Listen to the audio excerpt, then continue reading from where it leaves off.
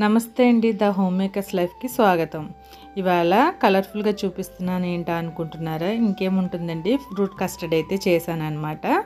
చాలా టేస్టీగా యమ్మీగా ఉండే ఫ్రూట్ కస్టర్డ్ అయితే ఇవాళ మన ఛానల్లో చేశాను. అది ఎలా చేశాను ఏంటన్నది మీకు ఎక్కడ చెప్తాను. అంటే ఫ్రూట్స్ ఇంట్లో రెగ్యులర్గా తెచ్చుకుంటూనే ఉంటాం మనం.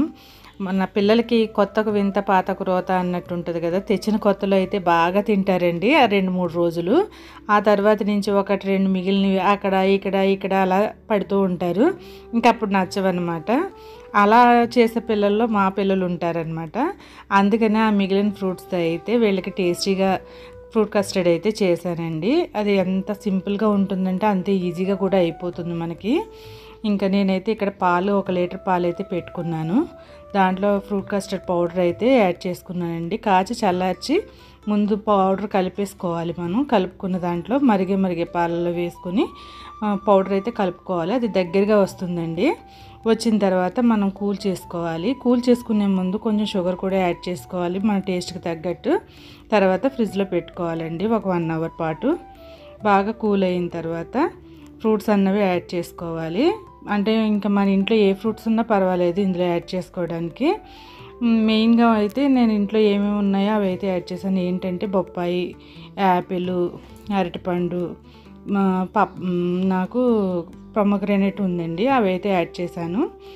అసలు మా వాళ్ళకి చాలా నచ్చేసింది అనమాట. రోజు ఒకటే స్టైల్లో ఫ్రూట్స్ తినమంటే వాళ్ళు తినరు కాబట్టి అప్పుడప్పుడు ఇలా ఫ్రూట్ కస్టర్డ్ అయితే చేయొచ్చు. ఇందులో మనకి చాలా టేస్టీగా నాలుకకి ఇంట్రెస్టింగ్గా ఉంటుంది కదా, అందుకనేసి పిల్లలు ఇష్టంగా తింటారనమాట. ఇక్కడ మా పిల్లలతో పాటు మా జున్ను మిల్కి కూడా తినడానికి రెడీ అయిపోయారు.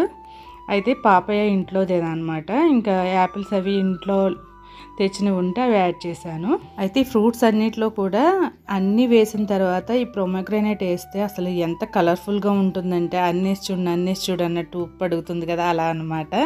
ఇవి అన్నీ వేసాక బ్లాక్ గ్రేప్స్ ఒకటి ఇవి ఒకటి కలర్ఫుల్గా కనబడతాయండి. పిల్లలకి కంటికి ఇంపుగా కనబడితే నోటికి టేస్టీగా అనిపిస్తుంది కాబట్టి వాళ్ళు ఇంట్రెస్టింగ్గా తింటారనమాట.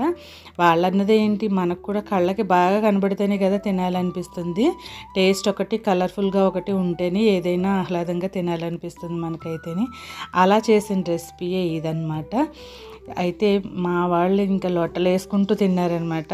మీరు కూడా ఒకసారి ట్రై చేయండి, ఇది ఇంట్లో చాలా టేస్టీగా ఉంటుంది. చూసారు కదా ఎంత కలర్ఫుల్గా ఉందో.